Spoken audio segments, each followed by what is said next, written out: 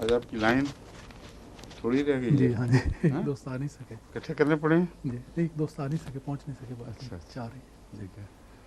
اب تھوڑا سا مڑ جائیں ادھر سامنے اور ادھر ہو جائیں شریف آپ بھی، تاکہ سرکل سے بن جائے سامنے. ٹھیک ہے شروع کریں. سور یہ پہلا سوال ہالینڈ سے ایک دوست نے بھجوایا ہے. وہ یہ پوچھنا چاہتے ہیں کہ قرآن مجید کی موجودہ ترتیب نزول کے وقت کی ترتیب سے مختلف کیوں ہے؟ نزول کے وقت کی ترتیب جو ہے وہ اس زمانے کی ضرورت تھی، اور دوسری ترتیب جو ہے وہ قیامت تک کی ضرورت ہے. جو گہرے مضامین کا آپس کا تعلق ہے اور قیامت تک جس طرح چیزوں میں ظاہر ہونا ہے اس کے ترتیب کے لحاظ سے.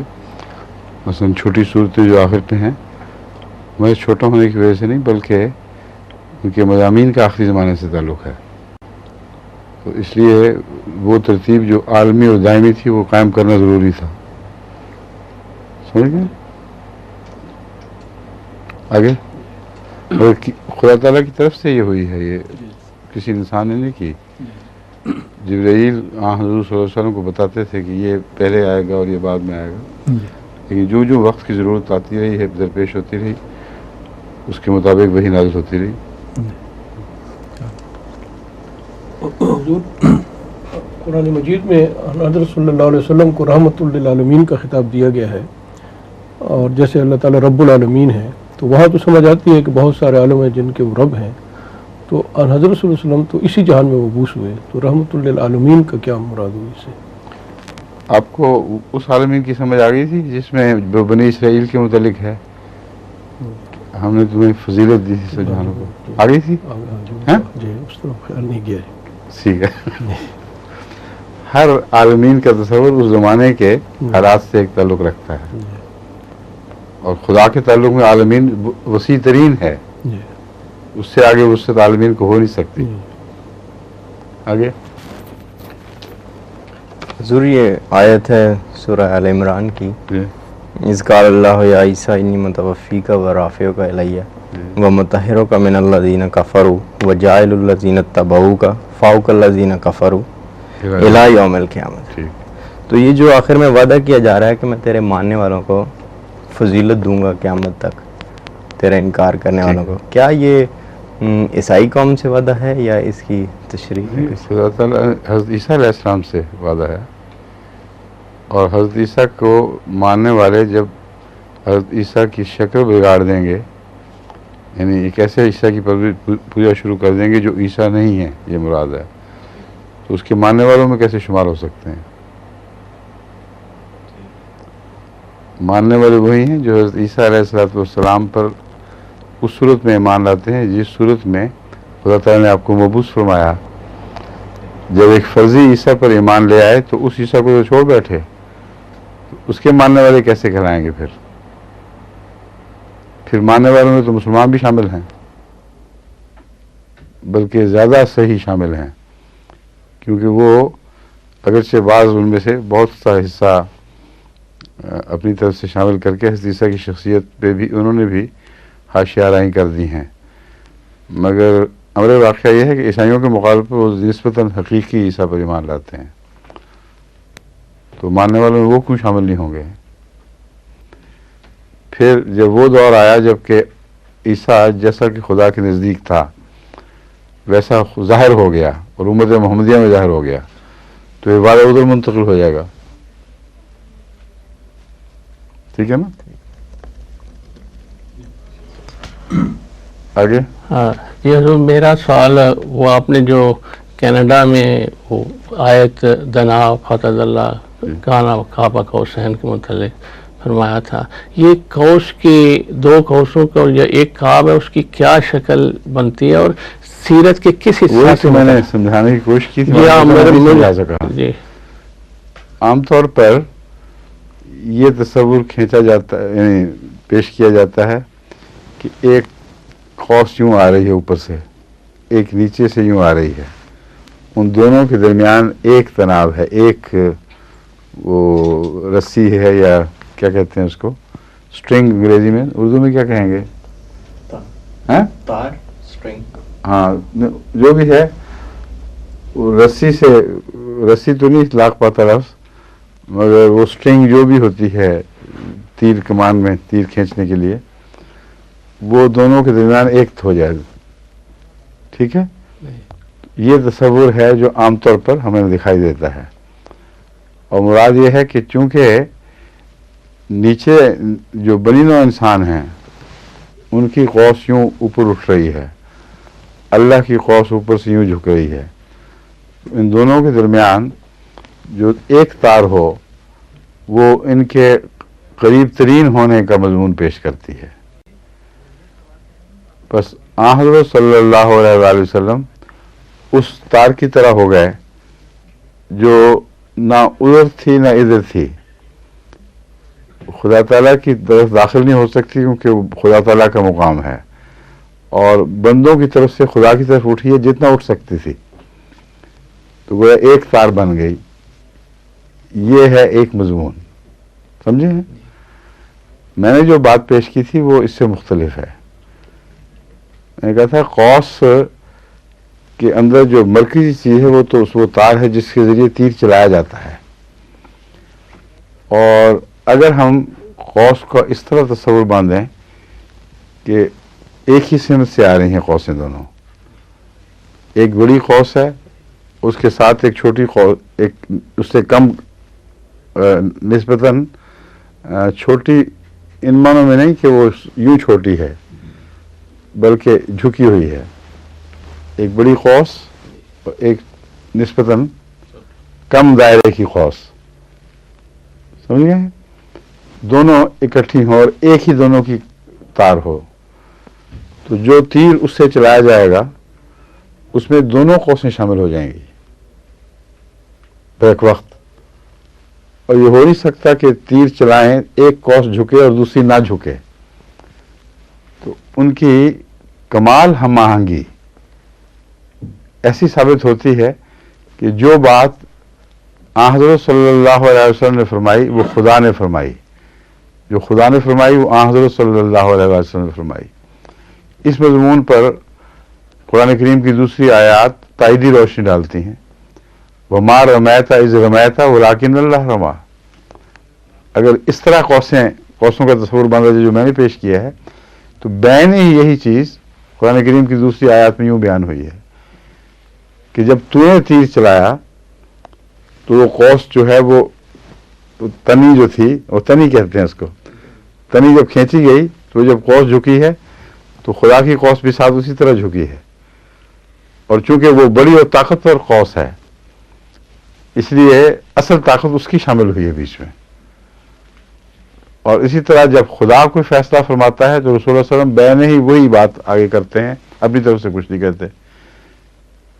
جیسا کہ فرمایا کہ ما ينطق عن الهوى ان هو الا وحی یوحی، جو بھی کہتا ہے اللہ کی طرف سے کہتا ہے.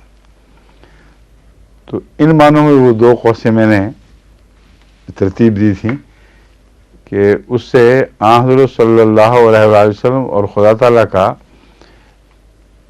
ان معنوں میں ایک ہو جانا ثابت ہو کہ خدا کی مرضی محمد رسول اللہ کی مرضی بن گئی، اور محمد رسول اللہ کی مرضی صلی اللہ علیہ وسلم خدا کی مرضی بن گئی. اب سمجھے ہیں مقصد؟ خود میں شاید وضاحت نہیں ہو سکی تھی، اب جو سنیں گے دوست ان کو وضاحت ہو جائے گی میری کیا مراد تھی. حضور ایک دوست نے یہ سوال بھجوایا ہے کہ حضرت مسیح موعود علیہ الصلوۃ والسلام کے حالات سے پتہ لگتا ہے کہ حضور عام طور پر نماز خود نہیں پڑھایا کرتے تھے، ٹھیک ہے، اس کی کیا وجہ اور حکمت تھی؟ رسول اللہ صلی اللہ علیہ وسلم کا حضرت صلی اللہ علیہ وآلہ وسلم سے عشق اس حد تک پہنچا ہوا تھا کہ عام آدمی اس کا تصور بھی نہیں کر سکتا.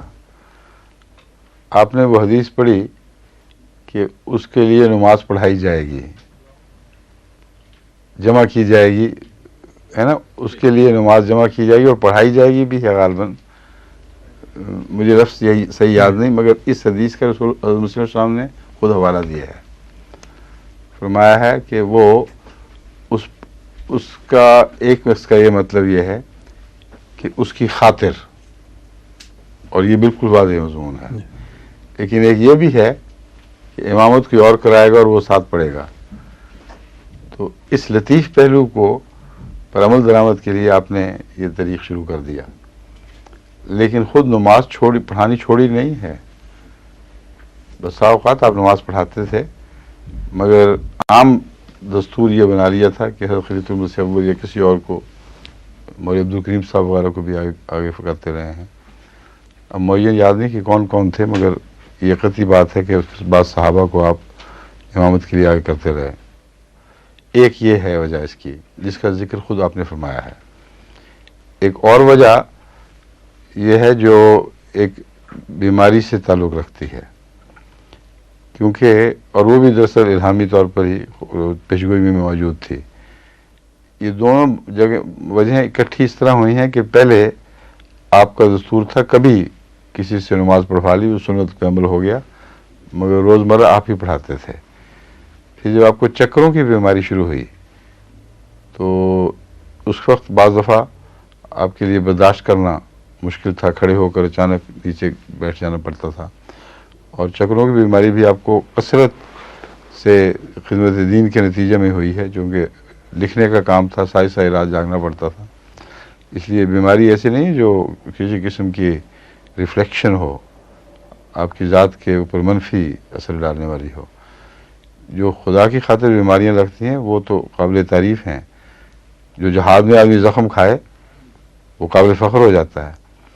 تو آپ کی سر کے چکر کا یعنی دوران سر کی بیماری یہ چونکہ محض خدمت دین کے نتیجے میں پیدا ہوئی، اس لیے کسی قسم کی اس میں سقم نہیں ہے، اس میں کوئی ایسا جس پہ انسان اعتراض کر سکے. لیکن بشریت بہرحال بشریت ہے، جب بیماری ہوگی تو اس کے بد اثرات ہوں گے. بس اس وجہ سے پھر آپ نے جو پہلے ہی یہ استنباط فرما چکے تھے، اس کے بعد نہیں فرمایا یہ استنباط. وہ جو میں ذکر کر رہا ہوں وہ پہلے سے آپ یہ استنباط فرما چکے تھے کہ اس کا ایک یہ بھی مطلب ہے کہ وہ اس پہ امامت کسی اور امام کے پیچھے وہ نماز پڑھے گا. لیکن پہلے توئی طور پر آپ کیا کرتے تھے، پھر بعد میں یہ معنی ظاہر ہوا کہ اس میں بھی اسی پیشگوئی کا رنگ ہے جس میں دو زرد چادروں میں لپٹے ہوا ہونے کا ذکر ملتا ہے. یعنی محض توئی طور پر نہیں بلکہ مجبور ہو جائے گا کہ کوئی دوسرا اس کی امامت کرے. اور یہاں دو حدیثیں، دو پیشگوئیں اکٹھی ہو جاتی ہیں، سمجھیں. اس لیے ایک کا بات کہنے کے بعد کوئی دوسرا عذر تراشنے کی بات نہیں ہے. وہی بات جو آپ نے سمجھی تھی خدا نے نافذ فرما دی اور بتایا کہ یہ واقعتاً یہی معنی تھے، اور ان معنوں میں وہ بات پوری ہونی تھی کہ آپ کو ایسی بیماری لگنی تھی جس کے نتیجے میں نماز پڑھانا مشکل ہو جاتا. سمجھے؟ آج یا عمرے کے دوران جو لوگ جاتے ہیں تو کہتے ہیں جب احرام باندھ چکے ہیں اور طواف اور سعی کے دوران خوشبو لگانا منع ہے، تو اس کی کیا وجہ ہے؟ جو خوشبو تو ایک ایسی چیز ہے جو مجھے تو نہیں پتا اس کا. اچھا نہیں منع ہے طواف کتاب میں جو بھی طواف اور سعی کے دوران یعنی اس سے پہلے لگا کر تو اس سے یہ دو باتوں میں فرق ہے نا. جی دوران ہے یا پہلے لگانا منع ہے؟ پہلے لگانا منع ہے. جی ہاں جی پہلے لگانا. اس کا اس کی ایک حکمت تو سمجھ آ جاتی ہے، وہ پتہ نہیں مراد ہے کہ نہیں، لیکن وہ حکمت کوئی اور ہوگی. یہ حکمت تو یہ ہے کہ آج کل ایسے ایسے تیز عطر لگاتے ہیں عرب، اور پتہ نہیں کیا وجہ ہے. جو مڈل ایسٹ کی جو قوت شامہ ہے اس کا باقیوں سے کافی فرق ہے. جو عطر وہ بناتے ہیں خصوصیت سے عربوں کے لیے اور گلف وغیرہ کے علاقے میں ملتے ہیں، ایسے ناقابل برداشت ہیں کہ لوگ مجھے بھیج دیتے ہیں تو صرف ان کی خاطر سونگتا ہوں جب تو بات اس سے سردر شروع ہو جاتی ہے. بہت تکلیف دہ چیز ہے وہ. اور وہ جو بعض لوگ وہی عطر لا کے تو جانماز پہ لگا دیتے ہیں. اور میں نے پھر باہر جا کے تاکید کی، میں نے کہا کیوں مصیبت میں ڈالتے ہیں. واقعتاً بعض سردر شروع ہو جاتی ہے اور وہ طبیعت بھاری ہو جاتی ہے اس سے. جب سجدہ میں جاؤ دعا کی طرف توجہ نہیں پوری جاتی، وہ اتنا تیز عطر ناک کو چڑھتا ہے، دماغ کو چڑھتا ہے. تو ایک فائدہ تو ہو گیا کہ ہر نمونے کے لوگ اپنی اپنی خوشبوؤں کے تصور لیے ہوئے وہ خوشبوئیں لگا کے آ جائیں تو مصیبت بن جائے. لیکن یہ ہرگز یہ مراد نہیں کہ یہی حضور کا مقصود تھا. میں ضمناً کہہ رہا ہوں کہ اگر یہ رسول اللہ صلی اللہ علیہ وسلم کا ارشاد ہے تو ایک فائدہ تو ہمیں اس کا یہ پہنچ گیا. دوسرا اگر کچھ معنی ہے، اگر ارشاد ہے، مجھے ابھی پکا پتہ نہیں، تو اس کا یہی مطلب ہو سکتا ہے کہ جو ماحول ہے دیوانگی کا اس سے یہ متضاد چیز ہے. ایک کپڑے میں لپٹے ہوئے اور ننگے پاؤں دیوانہ وار گھوم رہے ہیں، وہاں عطر لگانے کی کس کو ہوش رہتی ہے؟ یہ مراد ہو سکتی ہے. حضور اگلا سوال ہے جو آپ نے پہلے بھی کئی دفعہ بیان فرمایا ہوگا، لیکن بعض دفعہ بحث کے دوران بعض لوگ دوبارہ سوال کر دیتے ہیں کہ اس لیے ضروری ہے کہ وہی سوال دوبارہ مجھ پہ بھی کیا جائے. کوئی نیا پہلو اچھی ترکیب سوچی ہے آپ نے. اچھا فرمائیے. تو کہتے ہیں کہ قرآن مجید اور احادیث صحیحہ سے یہ ثابت ہوتا ہے کہ حضرت مرزا صاحب پر ایمان لانا ضروری ہے، اور یہ وہی امام مہدی اور مسیح موعود ہیں جن کا قرآن اور احادیث میں جو بیان کیا گیا یہ وہی شخصیت ہیں. اس کے متعلق تو بہت دفعہ میں بیان کر چکا ہوں. اس کے بہت کثرت سے ایسے پہلو ہیں جن کو اگر شروع کیا جائے تو 1 گھنٹہ یا آدھا گھنٹہ جو باقی رہ گیا اس کافی نہیں ہے. آپ نے بالکل صحیح فرمایا تھا کہ اس کے مختلف پہلوؤں پہ میں روشنی ڈال چکا ہوں. صرف آپ کو میں اصولاً یہ بتاتا ہوں کہ قرآن کریم میں اگر یہ ثابت ہو قرآن کریم سے کہ حضور صلی اللہ علیہ وآلہ وسلم کی اطاعت سے نبوت بھی عطا ہو سکتی ہے، تو ایک تو اصولی مقام ایسا ہے جہاں اصولاً ہمیں رہنمائی مل جاتی ہے کہ اگر خدا تعالیٰ امت محمدیہ میں رسول اللہ صلی اللہ علیہ وسلم کی اطاعت میں نبی پیدا فرمائے تو قرآن کے منشا کے مخالف نہیں. سمجھے؟ دوسرے سورہ جمعہ کا میں حوالہ دے چکا ہوں جس میں حضرت صلی اللہ علیہ وآلہ وسلم کی بعثت ثانیہ کا ذکر ہے، اور ایسے الفاظ میں ہے کہ کسی اور شخص کا ذکر ہی کوئی نہیں چل رہا. آپ ہی کی بعثت کا ذکر فرمایا وآخرین منہم لما یلحقوا بہم، وہ آخرین میں بھی مبعوث ہوگا. اس سے یہ مراد نہیں کہ اول آخر سب کا ایک نبی ہے، کیونکہ بیچ کے لوگ بیچ میں کہاں گئے پھر سب. تو آخر میں مبعوث ہونے سے مراد واقعتاً کسی کا مبعوث ہونا ہے. اس بات کی تائید بخاری کی حدیث کر رہی ہے، کیونکہ بخاری میں سے ثابت ہے کہ جب یہ آیات نازل ہوئی ہیں حضور صلی اللہ علیہ وآلہ وسلم کے بیٹھے ہوئے تھے ایک مجلس میں، اور جب آپ نے تلاوت فرمائی تو ایک صحابی نے عرض کیا وہ کون لوگ ہیں یا رسول اللہ جن کے متعلق آتا ہے کہ گویا آپ ان میں نازل ہوں گے. یہ لفظ آپ ان میں نازل ہوں گے تو اس نے نہیں کہے، مگر یہ واضح تھا منطوق آیت کا، اس لیے اس نے کہا وہ کون لوگ ہوں گے جن کا ذکر مل رہا ہے.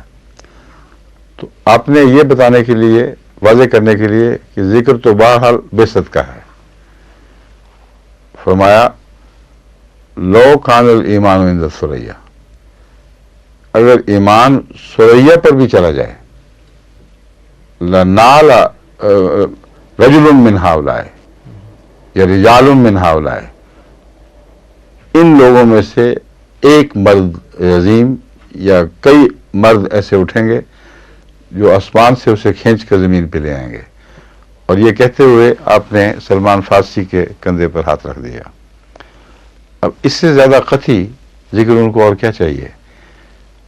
جہاں تک امکان کا تعلق ہے وہ من یطع اللہ والرسول والی آیت میں موجود کہ یہ کہنا غلط ہے کہ انعامات میں سے کوئی انعام بند ہو گیا. اطاعت رسول سے جو پہلے انعام ملا کرتے تھے وہ سب جاری ہیں، مگر اس رسول کی اطاعت شرط ہے، من یطع اللہ والرسول. اور آیت واقعتاً اس امکان کے نتیجے میں کوئی آئے گا؟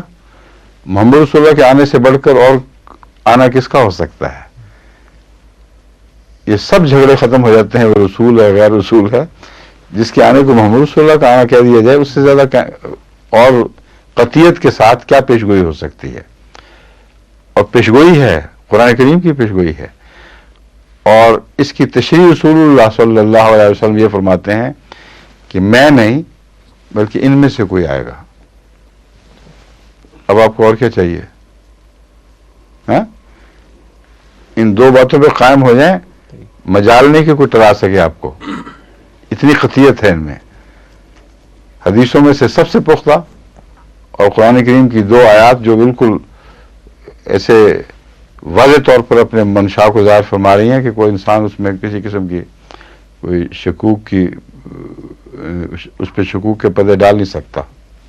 ٹھیک ہے, ٹھیک. فرمائیے. یہ حضور انہی کے سوال میں سے ایک سوال آپ نے نکالا ہے.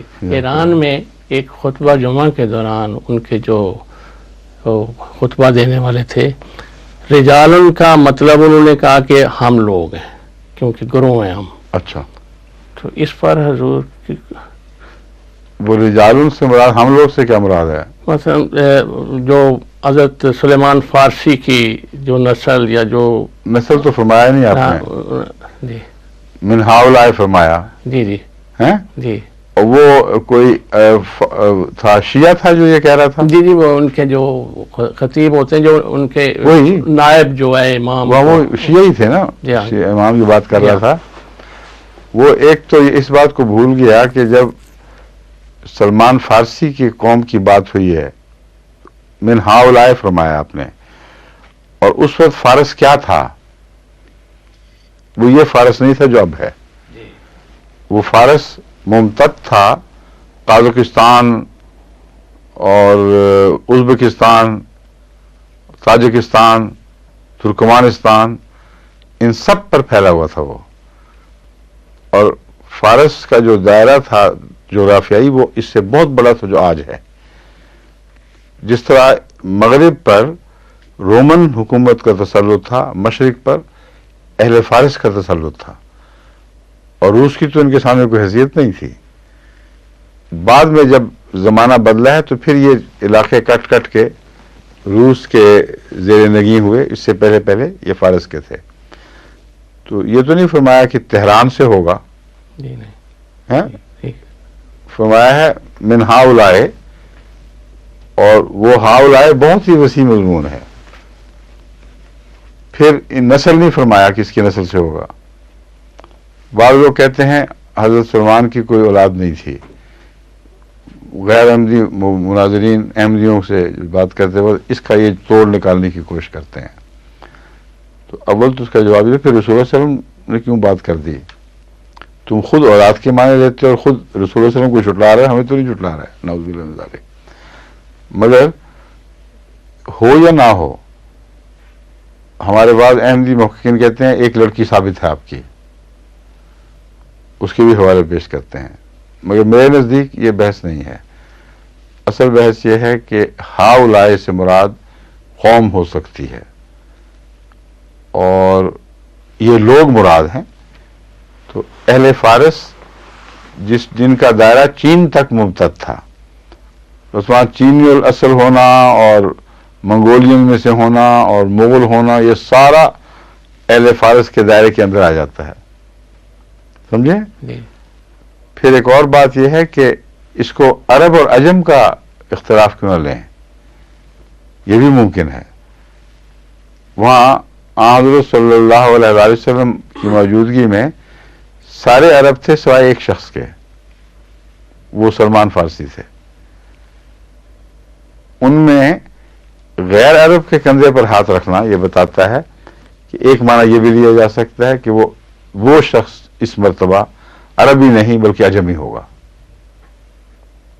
یہ معنی بھی اس سے نکلتے ہیں. ٹھیک ہے. یہ اگلا سوال جرمنی سے ایک دوست نے بھجوایا ہے, اور کتاب ایام الصلح کے ایک حوالے کے. اور یہ اس لیے ضروری تھا یہ بتانا کہ آپ یہ غلط فہمی میں کوئی مبتلا نہ ہو کہ رسول اللہ صلی اللہ علیہ وسلم خود دوبارہ آئیں گے. جی جی سمجھ گئے نا؟ اس لیے بتانا ہے کہ وہ عربی ہوگا ہی نہیں, جی ٹھیک, وہ عجمی ہوگا اس دفعہ. تو یہ سوال جرمنی سے ایک دوست نے بھجوایا ہے ایام الصلح کتاب کے ایک فقرے کے حوالے وضاحت کے سلسلے میں.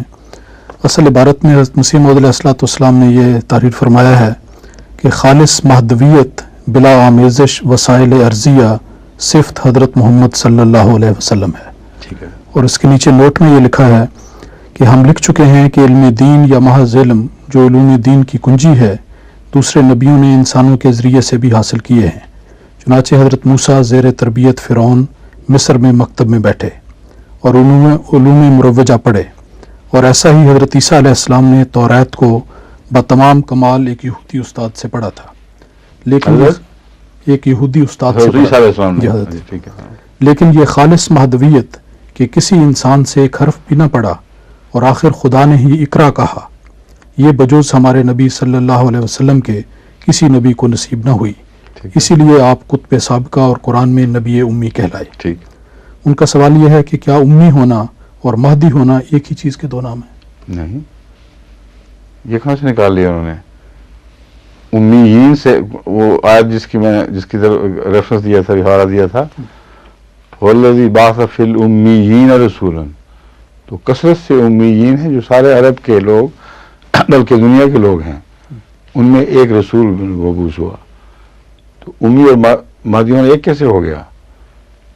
مہدی کا امی ہونے سے یہ مطلب تو نہیں کہ ہر امی مہدی ہوگا. سمجھیں؟ آپ پڑھا نہیں کرتے تھے عموم خصوص مطلق ہے یا من وجن، کس میں آئے گا یہ؟ ہر مہدی امی نہیں ہے، یہ من وجن ہو گئے. محمد رسول اللہ صلی اللہ علیہ وسلم وہ مہدی ہیں جو امی تھے، ہر امی مہدی نہیں ہے. ہر رسول اللہ صلی اللہ علیہ وسلم وہ مہدی امی تھے جو مہدی بھی تھے. تو اس کو غالباً اس کو عموم خصوص من وجہ کہتے ہیں. ایک طرف سے ایک وجہ سے ایک طرف عموم ہو جائے گا، دوسری وجہ سے خصوص، اس طرف سے عموم ہو جائے گا، ادھر سے خصوص ہو جائے گا. مگر یہ فرضی اصطلاحی بات ہے، معمولی مدت نہیں ہوئی جامعہ میں پڑھی تھی یہ منطق، مگر یہ میں نے بات کھول دی ہے، اس لیے اس کا نام جو بھی رکھ لیں، دلیل یہی ہے کہ ہر مہدی کا امی ہونا ضروری نہیں، ہر امی کا مہدی ہونا ضروری نہیں. ایک وہ شخص جو مہدی بھی تھا اور امی بھی تھا، وہ صرف حضرت رسول اللہ صلی اللہ علیہ وآلہ وسلم ہے. سمجھ گئے؟ حضور نمازیں ہم باقاعدگی سے پڑھتے ہیں خدا کے فضل سے، لیکن جو نماز کے بارے میں یہ پڑھتے ہیں بعض حدیث میں صحابہ کی حالت ہوتی تھی یا حضرت مسیح علیہ السلام کے صحابہ کی حالت ہوتی تھی، اکثر و بیشتر وہ حالت نہیں پیدا ہوتی، بس گئے نماز پڑھے باہر آ گئے. ٹھیک ہے. تو اس کی تلافی کیسے کی جائے کہ کچھ نماز میں لذت و سرور صحیح معنوں میں آئے؟ اکثر تلافی مسیح صاحب فرماتے ہیں نمازی سے ہوگی. اچھا. ایاک نعبد و ایاک نستعین میں آ کے وہاں کھڑے ہو جایا کریں تکرار کر کے اور مانگ کے ہٹیں. اور اس کوشش کے دوران ہی بہت سی توجہ ایسی مرکوز ہو جاتی ہے کہ اللہ تعالیٰ کے فضل سے پھر وہ رفتہ رفتہ پھیل کر نماز کے دائرے کو وسیع کرتی جاتی ہے. ورنہ یہ آپ کی بات درست ہے، وہ جو اعلیٰ درجے کے عارف باللہ ہیں ان کے بعد دوسرے لوگوں کی نماز درجہ پہ درجہ اپنے منطوق سے ہٹتی چلی جاتی ہے.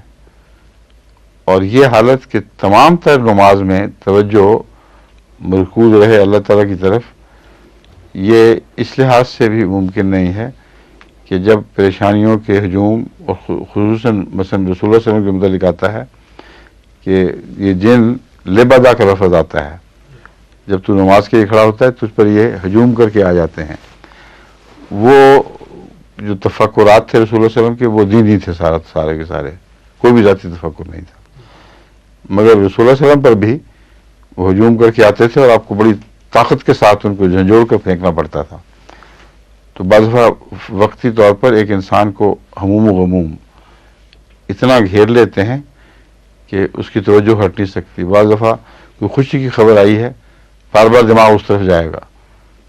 بعض دفعہ کوئی فکر لاحق ہوا ہے، تو ایسی صورت میں علاج یہ ہے کہ اس غم، اس فکر، اس بے چینی کو خدا کے تعلق میں اس طرح پیش کریں کہ اللہ تعالیٰ سے کہیں کہ یہ میری خوشی ہے، تیرا ہی شکر ہے، یہ میرا غم ہے، تو ہی دور کر سکتا ہے، یہ میری بے چینی ہے.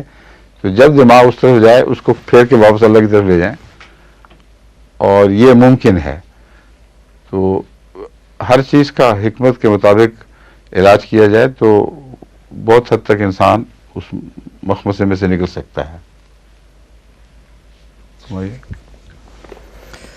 حضور اگلا سوال جو اکثر بحث کے دوران سامنے آتا ہے غیر احمدی احباب کے ساتھ، ان کے خیال میں امام مہدی اور حضرت مسیح موعود کا امام مہدی کا کانسیپٹ یہ ہے کہ جب وہ ظاہر ہوں گے تو وہ یعنی کہ قتل و غارت شروع ہو جائے گی اور جو لوگ ایمان نہیں لائیں گے ان کو ماریں گے اور جلدی سے اسلام جو ہے وہ پھیل جائے گا اور کہانی بڑی جلدی. ایسا کوئی نبی پہلے دکھایا انہوں نے تاریخ انبیاء میں سے؟ نہیں، وہ ثبوت تو نہیں پیش کر سکتے قرآن کریم سے ایسا ظاہر ثابت تو کوئی پھر جو قرآن کریم بار بار فرماتا ہے کہ یہ سنت ہے خدا تعالیٰ کی، اس طرح انبیاء آتے ہیں. وَلَن تَجِدَ لِسُنَّتِ اللَّهِ تَبْدِيلًا وَلَن تَجِدَ لِسُنَّتِ اللَّهِ تَحْوِيلًا. تو جو اس کے مخالف بات کر رہے ہیں ان کے وہ اگر نہیں مانتے تو ضد میں ان کو رہنے دیں، ان کو کوئی طور پر دلیل کوئی نہیں ہے اور قرآن کے مخالف تصور ہے. قرآن کریم نے تمام انبیاء کی سنت رسول اللہ صلی اللہ علیہ وسلم سے پہلے کھول کر رکھ دی اور فرمایا کہ جب بھی قومیں آئی ہیں اسی سنت پر ان سے سلوک ہوا ہے، اسی طرح انہوں نے اپنے انبیاء سے سلوک کیا، اسی طرح انبیاء کی تائید خدا نے فرمائی. اس میں ایک بھی ایسی تائید نہیں جو یہ بتا رہے ہیں.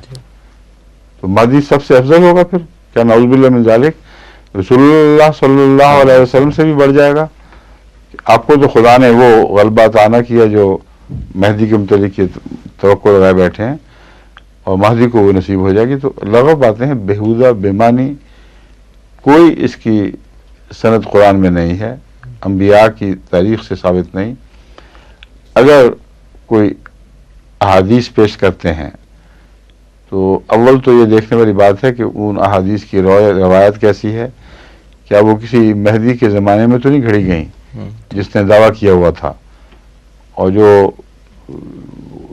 وہ سامان لے کے نکلا تھا باہر. تو یہ ساری باتیں جو مہدویت کی احادیث سے تعلق رکھتی ہیں حضرت مسیح علیہ السلام فرماتے ہیں اکثر مشکوک ہیں اور مختلف زمانوں کی پیداوار ہیں اور من گھڑت ہیں، سوائے ایک ایسی حدیث کے جس کا آسمان سے تعلق ہے جو من گھڑت ہو ہی نہیں سکتی. کوئی مہدی کا دعوے دار اپنے متعلق دعوے کے بعد یہ کہہ ہی نہیں سکتا کہ دیکھ لینا آسمان پر یہ نشان ظاہر ہو جائے گا، جو نشان رسول اللہ صلی اللہ علیہ وسلم نے نہ فرمایا ہو، بلکہ فرمانے کے باوجود کسی کو ضرورت نہیں ہوئی یہ کہہ دے. تو حدیث وہ جو جیسے کہتے ہیں جادو وہ جو سر چڑھ کر بولے، حدیث وہ سچی ہے جو آسمان سے اترے اور مجال ہے کہ وہ اس کا انکار کر سکے. لیکن یہ سب احادیث جو بیان کی جاتی ہیں یہ مختلف زمانوں کی من گھڑت احادیث ہیں اور کوئی ان کا کوئی ٹھوس قطعی ثبوت نہیں. اگر یہ نہ تسلیم کیا جائے اور حدیث کو درست سمجھا جائے تو پھر اس کے ایسے معنی کرنے پڑیں گے جو سنت انبیاء کے مخالف نہ ہوں اور قرآن کریم سے ٹکراتے نہ ہوں. اور اس سوائے اس کے اور کوئی معنی نہیں ہو سکتے کہ مہدی جس زمانے میں آئے گا اس زمانے میں بڑی بڑی جنگیں ہوں گی اور بہت خون ریزی ہوگی، لیکن مہدی نہیں کرے گا، دنیا کا یہ عالم ہوگا.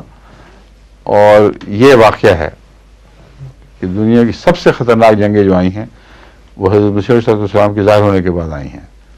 اس سے پہلے جو جنگیں تھیں وہ اس کے پسند کو بھی نہیں پہنچتی.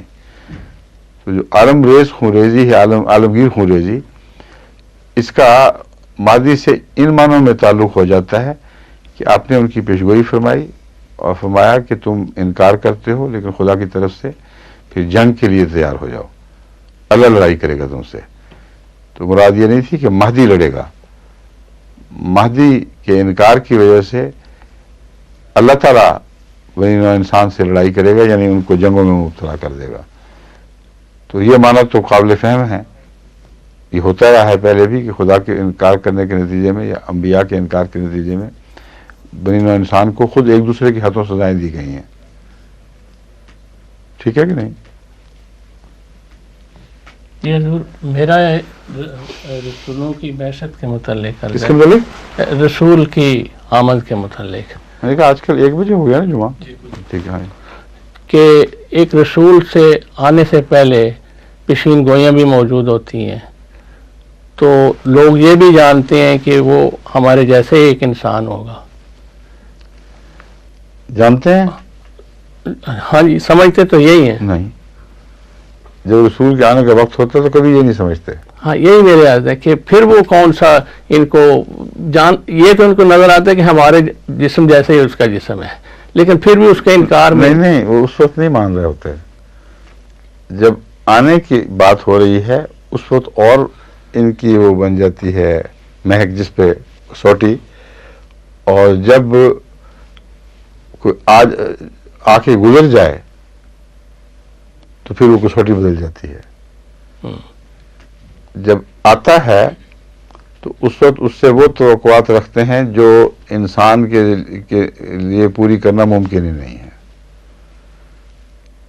یہ جو ختم نبوت کا مفہوم ہے یہ ہر مذہب میں پایا جاتا ہے اور مختلف پردوں میں چھپا ہوا دکھائی دیتا ہے، مگر ہے سب جگہ موجود. اب یہود بھی ختم نبوت کے قائل تھے بڑی سختی سے، کیونکہ انہوں نے مسیح کے متعلق یہ تصور باندھ دیا تھا کہ وہ جس طرح آپ نے مہدی کا تصور پیش کیا ہے کہ وہ آئے گا اور تلوار لے کے نکلے گا اور سب کافروں کو ختم کر دے گا اور اسرائیل کی حکومت کو دوبارہ قائم کرے گا اور وہ تخت نشین ہوگا اور سر پہ تاج ہوگا. یہ تصور بتائیں مسیح کی شکل میں پورا ہو سکتا تھا؟ اگر یہ ہو سکتا تھا تو پھر یہ تصور کیسے پورا ہو سکتا تھا کہ ایلیا آتشی رتھ کے اوپر بیٹھا ہوا، ایک آگ کی رتھ کے اوپر بیٹھا ہوا، آسمان سے نازل ہو اور آ کے مسیح کے آنے کے قرب کی خبریں دے؟ تو ساری باتیں وہی ہیں جو ختم نبوت ہے. اور کیا ہے؟ اس کے ہوتے ہوئے عیسیٰ آ ہی نہیں سکتا، عیسیٰ نہیں، مسیح آ ہی نہیں سکتا، کیونکہ جب یہ پیشگوئیاں کی گئی تھیں مقاصد اور تھے. جب وہ آ گیا تو اس وقت تک ان کا مفہوم اتنا بگاڑ لیا گیا کہ جو تمثیلات تھیں ان کو اصل پر محمول کر لیا گیا، حقیقت پر محمول کر لیا گیا. اس وجہ سے ہر نبی کے رستے میں روک پیدا ہوتی رہی ہے. جب رسول اللہ صلی اللہ علیہ وسلم تشریف لائے تو آپ کے متعلق یہی باتیں روک بن گئیں. ایک ان میں سے یہ تھی کہ سوختی قربانی، کہ تم قربانی کے لیے یہاں لگاؤ کچھ ڈھیر اور لکڑیاں چن دو اور ہمارے سامنے آسمان سے آگ اترے اور وہ اس کو جلائے اور خاکستر کر دے، تب ہم سمجھیں گے کہ تم خدا کے رسول ہو. اب ایسا رسول تو کوئی نہیں آیا کرتا. پھر آسمان پر چڑھو، آسمان سے اترو، پھر آپ لا کے دکھاؤ. تو ساری باتیں جو ختم نبوت کا مفہوم رکھتی ہیں، نام رکھیں یا نہ رکھیں، ہر نبی کی آمد سے پہلے قوم میں رائج ہو چکی ہوتی ہیں. اور جب ایک نبی کا انکار ہو جائے اس بنا پر اور پھر خدا کی تقدیر مجبور کر دے قوم کو اس کو مان لیں، تو اس حقیقت کو تسلیم کرنے کے بعد پھر اس حقیقت کو آسمان کی طرف اٹھانا شروع کر دیتے ہیں. حضور صلی اللہ علیہ وسلم کو بشر کے طور پر مانا گیا تھا اور آپ کا دوبارہ آنا جیسا کہ قرآن کریم فرماتا ہے وہ بشر کے طور پر ہی ہونا تھا، مگر اس کی راہ میں انہوں نے دوسری روکیں کھڑی کر دیں اور رسول اللہ علیہ وسلم کی بعثت ثانیہ کی راستہ بھی بند کر دیا. حضرت یوسف کے متعلق قرآن کریم فرماتا ہے کہ جب وہ آیا تھا تم لوگ انکار کرتے تھے، جب وہ گزر گیا تو تم لوگوں نے کہا کہ اب خدا کبھی کسی کو مبعوث نہیں کرے گا. تو یہ ختم نبوت ہی ہے. تو مولوی سمجھ رہے ہیں انہوں نے نئی چیز ایجاد کی ہے. یہ تو قدیم سے ان کے مولوی پہلے بھی پیدا ہوتے رہے ہیں. ختم نبوت کا عقیدہ قدیم ترین ہے اور شیطان سے شروع ہوا تھا. شیطان نے آدم کی نبوت ختم کر دی تھی، چلنے نہیں دی اپنی طرف سے کہ جو مجھ سے نیچے میں نہیں مانوں گا. اور اصل بھی یہ بات ہے، انانیت ہے انسان کی جو راہ میں حائل ہوتی ہے. مولویت انانیت ہی کا نام ہے. مولویت سمجھتی ہے کہ میری رہنمائی، میری لیڈرشپ کو آسمان سے آنے والا چھین رہا ہے، یہ ہو سکتا ہے میں چھیننے دوں اس کو. تو اور وہ کیا قصہ تھا ابلیس کا اگر یہ نہیں تھا تو. صاف اس نے کہا تھا کہ اس شخص سے جو میرے سے گھٹیا، میرے سے معمولی، میں اس کی بات کیسے مانوں، میں اس کے سامنے کیسے سجدہ ریز ہوں. تو ختم نبوت کا عقیدہ قدیم ترین ہے. جب آسمان سے نبوت نازل ہوتی ہے، خاتمیت کا عقیدہ، ختمی نبوت کا عقیدہ، خاتمیت کا نہیں، ختم نبوت کا عقیدہ آگے کھڑا ہو جاتا ہے. لیکن رسول اللہ صلی اللہ علیہ وسلم کے متعلق ختم النبوت نہیں فرمایا، آپ کو خاتم النبیین فرمایا ہے. وہ ختم نبوت ہے ہی نہیں جو مولوی سمجھتے ہیں. سمجھ گئے؟ وہ ایک عظیم شان مقام ہے جس کا جھگڑا پہلے کبھی چلا ہی نہیں، اس کا ذکر ہی نہیں ملتا. ایسا نبی جو تمام نبیوں کا مصدق بن گیا ہو، کوئی تھا اگر تو دکھاؤ. خاتم کا اصل معنی تو مصدق یہ ہے. آج تک ایک نبی بھی نہیں پیدا ہوا رسول اللہ صلی اللہ علیہ وسلم کے سوا جس نے اپنے ایمان کے ساتھ یہ شرط لگا دی ہو کہ جب تک سب کو نہیں مانو گے مجھے بھی نہ مانو. اس سے بڑھ کر خاتم النبیین کون ہو سکتا ہے؟ تو یہ خاتمیت نبوت کو ختم کرنے والی نہیں، لیکن نبوت کو اثبات کرنے والی خاتمیت ہے. اپنی نہیں، ساری دنیا کی نبوتوں کو اثبات کر دیا. اس سے زیادہ عظیم شان خاتمیت کیا ہو سکتی ہے؟ بس میں نے جو پہلے مضمون بیان کیا اس سے بالکل اس میں خلط محبس نہیں ہونا چاہیے. میں اس ختم نبوت کی بات کرتا ہوں جس کا علم بردار ملا ہے. اس کا پہلا علم بردار شیطان تھا، اور ہر نبی کے رستے میں روک ڈالنے والا ابلیس دوبارہ آیا ہے، اور اس نے یہی اعلان کیا. قرآن سے پتہ چلتا ہے کہ اب نہیں ہوگا. جب جن آئے رسول اللہ صلی اللہ علیہ وسلم کی خدمت میں حاضر ہوئے تو جاتی دفعہ کیا باتیں کر رہے تھے کہ عجیب ہے، ہم تو یہ باتیں کیا کرتے تھے بے وقوفی سے کہ اب خدا کسی کو نہیں بھیجے گا، یہ دیکھو یہ آ گیا. تو میرا یہ کہنا قرآن سے ثابت ہے، میں اپنی طرف سے نہیں کہہ رہا کہ خاتمیت کا عقیدہ، ختم نبوت کا عقیدہ بہت قدیم ہے، اور ملا انہی کی نقالی کر رہا ہے جو اس سے پہلے اس کے چیلے چانٹے اس کے ہم نوا موجود تھے. اور خاتمیت کا عقیدہ ایک ایسا یونیک عقیدہ ہے جو حضرت صلی اللہ علیہ وسلم سے پہلے وجود ہی میں نہیں آیا، اور کوئی اس میں آپ کا شریک ہے ہی نہیں. اور اتنی ٹھوس حقیقت ہے کہ کوئی مذہب جس کو آپ چاہیں چیلنج کر لیں اس کا توڑ نہیں لا سکتا. کسی مذہبی کتاب میں یہ فکرہ نہیں نظر آئے گا کہ جب تک سب کو نہیں مانو گے مجھے بھی نہ مانو. ٹھیک ہے؟ سب پر ایمان لانا ضروری ہے، اور پہلے خود فرماتے ہیں میں لاتا ہوں آمن الرسول بما انزل الیہ من ربہ والمؤمنون کل آمن باللہ وملائکتہ وکتبہ ورسلہ، پھر لا نفرق بین احد من رسلہ. اس سے عظیم شان خاتمیت کا کیا معنی ہو سکتے ہیں؟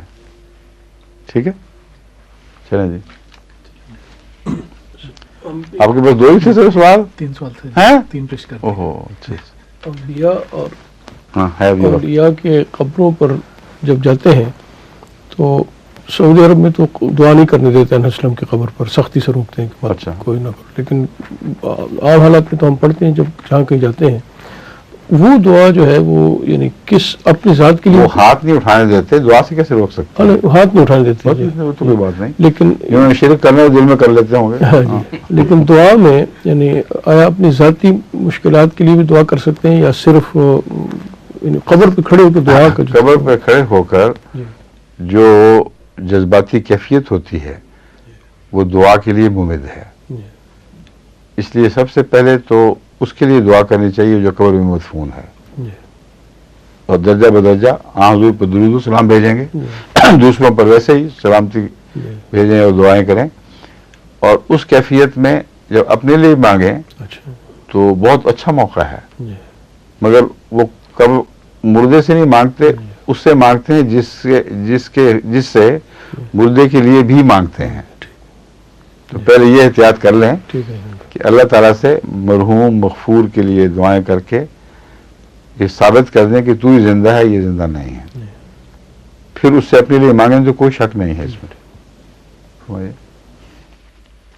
حضور یہ ایک سوال ہے کہ بہت سادہ لوگ جو عام مسلمان ہیں وہ یہ حدیث بیان کرتے ہیں کہ حضرت صلی اللہ علیہ وسلم نے فرمایا کہ میری امت وہ ہوگی جو میری اور میرے صحابہ کی پیروی کرے گی، اور اس میں وہ یہ داخل کر دیتے ہیں کہ جیسے آپ سنت پر عمل کریں، داڑھی لمبی ہو، مونچھیں چھوٹی ہوں، آپ کی شلوار جو ہے وہ ٹخنے سے اوپر ہونی چاہیے، اور اس طرح کی مسواک باقاعدگی سے کرتے ہوں، تو اس طرح کا فرقہ کہاں موجود ہے، اور یہ کیا یہ صحیح لیتے ہیں؟ یہ عام طور پر اہل حدیث میں اس قسم کے لوگ ملتے ہیں کثرت سے، مگر وہ چھوٹی سی عمر رہے گی بالکل.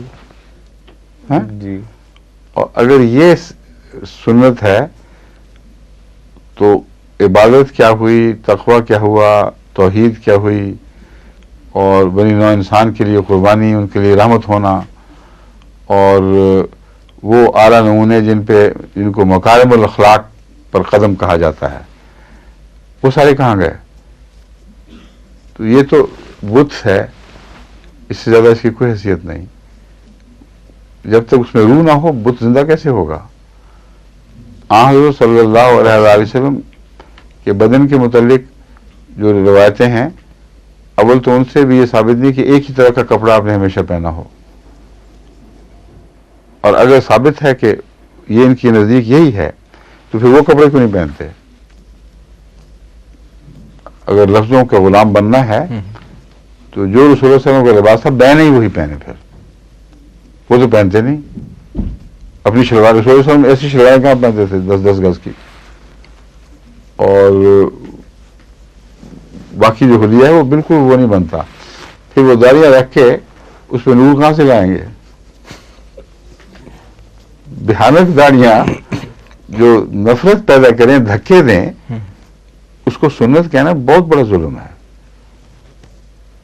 یہ تو وہی بات ہے، نور جو ہے خدا کی طرف سے آتا ہے، یہ وضو اور تیمم سے نہیں بڑا کرتا. ایک صاحب تھے، چودھری صاحب بیچارے، لطیفوں میں چودھری کہہ دیتے ہیں، ویسے زیادتی مراد یہ نہیں کہ کوئی ذمہ داروں کے اوپر لطیف ہے، بلکہ گاؤں کا بڑا آدمی. اس نے ایک دفعہ ایک سے مراسی سے سوال کیا کہ کہتے ہیں نور بڑا اترتا ہے آسمان سے اور وضو وغیرہ کریں، میں نے سنا ہے کہ نور پیدا ہو جاتا ہے، تو یہ ٹھیک بات ہے، کیا کرنا چاہیے؟ اس نے کہا کہ چودھری صاحب بالکل ٹھیک باتیں ہیں، آپ صبح نماز کے لیے اٹھیں اور چاہے ٹھنڈا پانی ہو جو بھی ہو وضو کریں، پھر دیکھیں آپ پہ آہستہ آہستہ نور نازل ہو جائے گا. تو چودھری نے ارادہ کر لیا کہ میں نے نور لانا ہی لانا ہے وہ اپنے اوپر.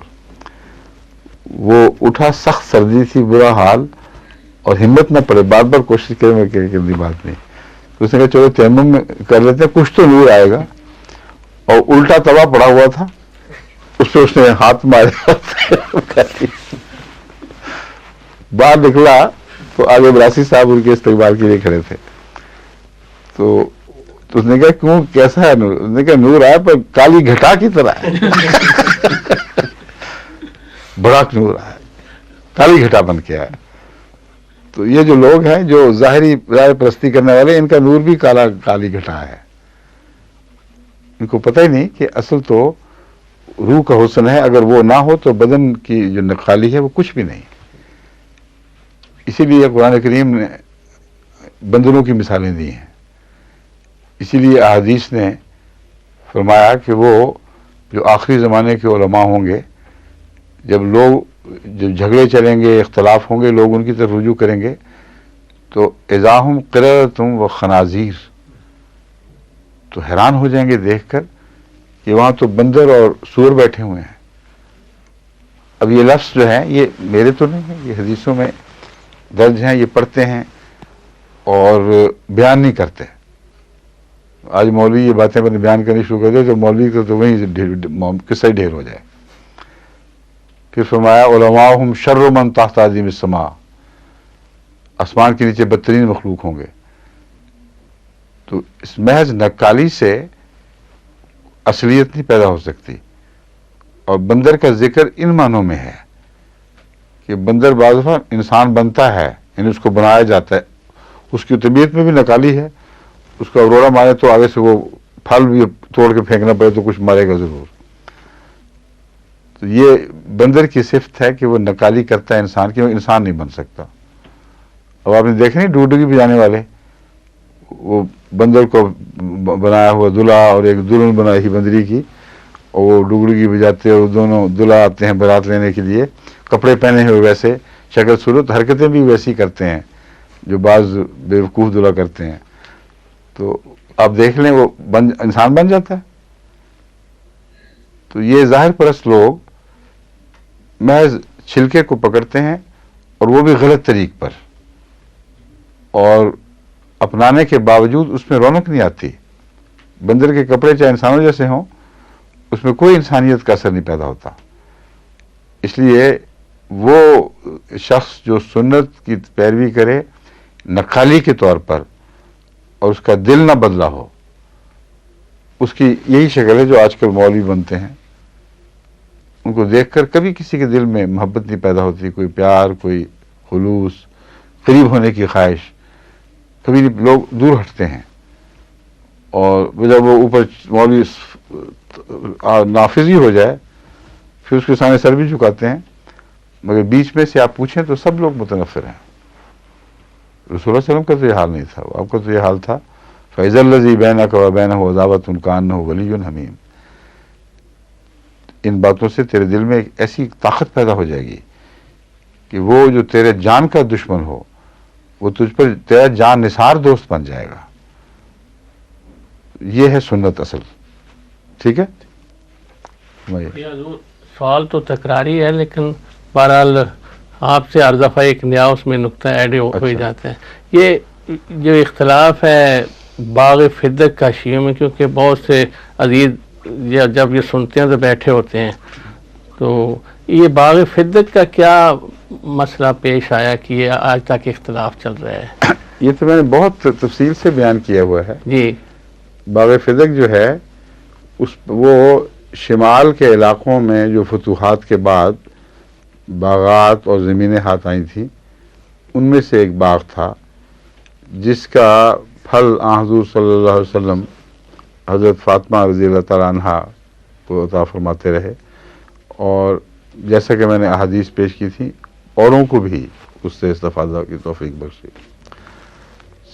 और अपनी ज़िंदगी में उन बागात को जो रसूल सल्लल्लाहु अलैहि वसल्लम के हिस्से में आए अपनी अज़वाज मुतहरात के लिए भी रखा और दूसरों में भी तकसीम कराया।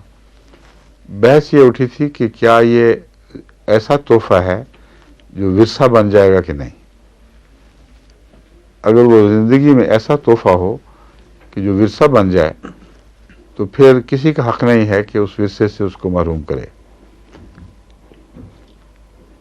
लेकिन ये वो मौक़िफ़ है जो शिया पेश करते हैं। मैंने तफसील से इस बात को खोला था कि इन्होंने हिबा और विरसे के मसलक को गड़बड़ कर दिया है। हिबा विरसा नहीं हुआ करता, उसकी तयीन करें पहले वो क्या चीज़ थी। अगर वो हिबा था तो मालिक थी, उसका रसूलुल्लाह सल्लल्लाहु अलैहि वसल्लम से विसाल के बाद हकूक़ के मुंतक़िल होने का सवाल ही पैदा नहीं होता था। समझे हैं आप बात? जिसको एक चीज़ हिबा कर दी जाए वो तो हिबा के वक्त मालिक हो जाता है, तो उसका विरसे से क्या उन्होंने ताल्लुक बांध लिया, इसका तो कोई हक बनता नहीं मामला। और अगर वो हिबा नहीं था तो फिर विरसा सब में बराबर तकसीम होगा, फिर शरीयत का फैसला चलेगा। खुदा ताला का वो रसूल जो शरीयत को कायम करने वाला था वो कैसे विरसे के कवानीन को बदल देता अपनी खातिर। समझ गए? इसलिए ये बहस थी सारी। इस बहस में उलझने की बजाय हमारी सुन्नी मौलवी भी और शिया मौलवी भी खलते महबस में पड़े रहे हैं। ये मैंने मामला पेश किया था दर्स के दौरान कि हुज़ूर सल्लल्लाहु अलैहि वसल्लम ने इससे इस्तिफादे के लिए जो जिस मलकियत आपकी थी वो खुदा ने आपको अता किया था, आपने उसे मुस्तकिलन अपना बनाया कि नहीं बनाया, ये बहस है सारी। अगर उसे मुस्तकिलन अपना बना लिया तो फिर विरसा कानूनी विरसा के मुताबिक तकसीम होना चाहिए, और वो नहीं हुआ। अगर मुस्तकिल अपना नहीं बनाया तो हिबा भी नहीं है वो। समझ गए? जिसकी मलकियत कबूल नहीं की उसका हिबा कैसे दे सकते हैं? بس میں نے احادیث کے حوالے سے یہ ثابت کیا تھا، یعنی جو مسلمہ حقیقتیں شیعہ سنی اختلاف کی بحث نہیں کی، جو باتیں مسلمہ ہیں ان میں یہ ہے کہ ازواج مطہرات نے حضرت ابو بکر کے سامنے یہ گواہی دی کہ حضور صلی اللہ علیہ وآلہ وسلم نے چونکہ ہمیں یہ ہدیہ نہیں دیا تھا بلکہ تا زندگی اس سے استفادے کا فرمایا تھا، اس لیے ہم اس میں اپنا کوئی حق نہیں مانگتے۔ اس گواہی کے ساتھ کچھ اور گواہیاں ملیں تو باغ فدق کا معاملہ اس کے ایک ہی تھا، اسی طرح کا تھا۔ حضرت ابو بکر نے تحقیق کے بعد یہ فیصلہ کیا کہ چونکہ حضور صلی اللہ علیہ وآلہ وسلم نے اس استفادے کو اپنی زندگی سے متعلق فرمایا اور اسے مستقلاً نہ خود قبول کیا نہ آگے کسی کو جاری فرمایا، اس لیے کسی پہلو سے بھی یہ حضرت فاطمہ رضی اللہ تعالی عنہا کو نہیں دیا جا سکتا ان معنوں میں۔ ہاں جہاں تک قوم ذمہ دار ہے، امت اسلام مسلمہ حضور صلی اللہ علیہ وسلم کے ورثاء کی دیکھ بھال کی ذمہ دار ہے، اس پر آپ نے فرمایا جاری وظیفے جاری ہوں گے اور آپ نے جاری فرمائے، سمجھ گئے؟ تو باغ فدق کا معاملہ نہ ہبہ میں آتا ہے نہ ورثے میں آتا ہے، کیونکہ ورثے میں آئے تو سب شریک ہو جائیں گے، اگر ہبہ میں آئے تو پھر رسول اللہ صلی اللہ علیہ وسلم کو جو بھی چیز ملی تھی اس کا اپنا مالک ہونا پہلے ثابت ہو۔ آپ تو خود انکار کرتے ہیں کہ نہیں میں اس پر مالک نہیں ہوں، میں اسے ملکیت کو قبول نہیں کرتا، اور پھر اگر مالک تھے تو پھر ورثے کی بحث ہی کوئی نہیں، پھر ملکیت کی بحث ثابت کرنی ہوگی کہ اس زمانے میں تصرف تھا کہ نہیں۔ مالک تو اس کو بیچ بھی سکتا ہے، اس جائیداد پہ ہر طرح کا تصرف کر سکتا ہے، اور یہ ملکیت کی بحث حضرت ابو بکر کے سامنے پیش ہی نہیں کی گئی، ورثے کی بحث اٹھائی گئی ہے، سمجھے؟ اور ورثہ بنتا نہیں، ٹھیک ہو گیا؟ اور اب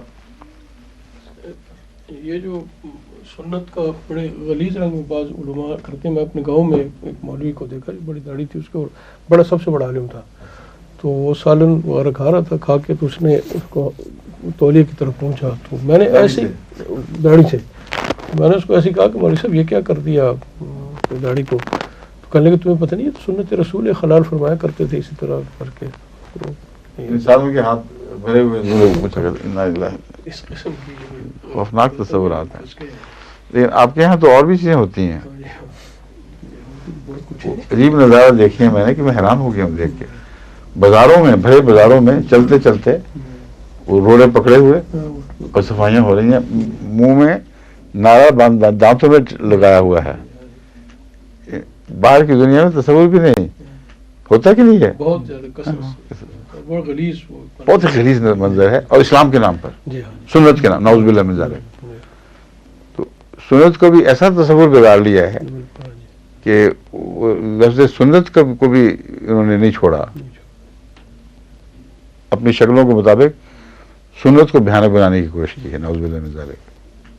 ٹھیک ہے، اب وقت ختم ہو چکے، ویسے ہی آپ کے سوال بھی معلوم ہوتا ختم ہو گئے ہیں، ایک ہے تو بتا دیں جی، ایک ہے آپ فرمائیں۔ حضور یہ حضرت مسلم عود رضی اللہ کو فضل عمر کا خطاب جو ہے یہ کہ کیوں دیا گیا اس کی؟ کیوں جناب آپ بتائیں، امام صاحب بشیر رفیق صاحب بدر بتائیں گے۔ ہاں حضرت عمر رضی اللہ تعالیٰ عنہ سے مشابہت اور کرن میں کیوں خیال ہے اس بات کا؟ فضل عمر کیوں کہا گیا، کس نے کہا؟ حضرت مسیح موعود علیہ السلام پیشگوئی میں فضل عمر کا یہی تو پوچھنا چاہتا ہوں، جی۔ الفاظ ہیں؟ ہاں جی، اب تو پھر ان کو بتا دیں، کسی بندے نے خطاب نہیں دیا، فضل عمر پیشگوئی کے الفاظ میں داخل ہیں لفظ، ٹھیک، لیکن مسلم موت کی پیشگوئی میں ہے، مجھے تو نہیں یاد کہ مسلم موت کی پیشگوئی کے اندر یہ لفظ ہوں فضل عمر، اس کے علاوہ اس کے علاوہ ہاں علاوہ ملتے ہیں، کہ فضل عمر ہوگا۔ یعنی یہ تو مجھے، یعنی یہ بات تو یہ ذہن پہ اچھی طرح جو ہے सख्त है कि फजल उम्र का लफ्ज़ इल्हामी है, अच्छा ये बंदे की याद नहीं। मगर अब ये कतई याद नहीं कि फजल उम्र का लफ्ज़ उस मुस्लिम मौत की पेशगोई में शामिल है या उसके अलावा है। क्यों जी? उसके अलावा है। उसके अलावा है। ठीक है। और फजल उम्र से मुराद ज़रूरी नहीं कि उम्र की तरफ हवाला हो। उम्र का इस हद तक जारी होना कि सेहत इजाज़त न दे और फिर भी रहे, इसको फजल उम्र कहेंगे कि इस पर उम्र का फजल नाजिल हुआ है। वरना हालत ऐसी थी कि बारहा मौत के किनारे तक पहुंचते रहे हैं। जैसा कि 1918 ही में जब वो फ्लू आया है तो हज़रत मुस्लिम मौद खुद लिखते हैं कि मैं जलसे में गया, रसीद भी लिखवा दी थी, और इलाहाबादी भी हमेशा आवारे जैसे लायक होते रहे कि जिससे जो जानलेवा साबित हो सकते थे। तो इन मानों में मैं समझता हूँ कि फजल उम्र है कि उम्र तो सबको नसीब हो जाती है, यानी हर एक को नहीं, जिसको भी खुदा अता करे। बाज़ सेहत के साथ उम्र रहती है, बाज़ बीमारियों के साथ रहती है, बल्कि ख़तरनाक बीमारियों के बावजूद उम्र चलती है, तो उसे हम फजल उम्र कहेंगे। ठीक है। अस्सलाम वालेकुम।